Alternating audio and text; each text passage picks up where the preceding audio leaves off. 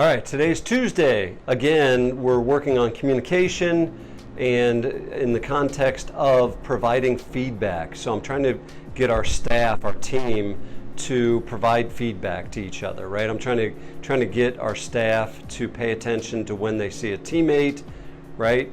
Like Jaycon doing something that you think is going to propel him towards. You see him doing work that you think is propelling him towards his preferred future, or you see him doing something that's hindering, that could be, you could be wrong, but it could be hindering his preferred future. So Dr. Dennis O'Grady and his daughter, Riley O'Grady, taught us the TALK acronym, right? So if you've got an empathizer communication style versus an instigator communication style. Today I'm going to hit the letter A in TALK.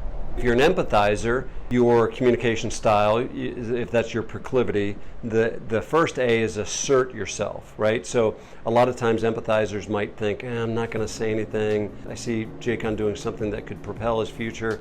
I don't want to say anything, it'll be weird. Conversely, you see him doing something that could hinder him. I don't want to say anything, not my place. My encouragement, and what the A is assert yourself. The second A is advise on solutions you see as clear as the nose on your face. Advise on solutions. When you're given feedback, you might choose to give them something very clear, right? Some very clear feedback. And then you take action now, not later, right? I think that's a big one for empathizers. Don't wait, I'll do it tomorrow. No, do it now. Real time, 360 feedback, like right now. Give them. You just saw him do it like a coach. A coach doesn't wait for next week to tell them that you blocked the guy properly, or you didn't use the right technique.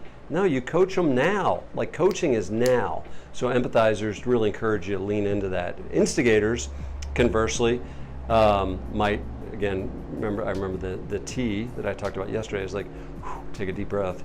And the A is like, ask curious questions. Hey, I just saw you do something. Can I ask you a question, right? So it could be, I saw Jaycon doing something that could propel him. Hey, I just saw you do something. Could I ask you a question about that? Or you could see Jaycon do something that could hinder, you think might hinder his preferred future. Hey, can I ask you a question, right? Being curious, not bullshit questions, but like a sincere, curious question. Second A is acknowledge their valid views. So when they give you feedback and they're like, well, because of this, this, and this, that's a good point. It's a really good point. I can see your perspective on that. The third A is advance the discussion by clarity and confirming. Well, just to try to clarify, here's what I saw, right? Is that what I saw? Like, is that what you did, right? So it could be a clarification and a confirmation by them. So again, what I'm trying to do with our team is like, catch the guys doing things that you think might propel them towards the preferred future. And then when you see them doing things that could hinder them, speak to those. I want my guys and gals to speak to both of those.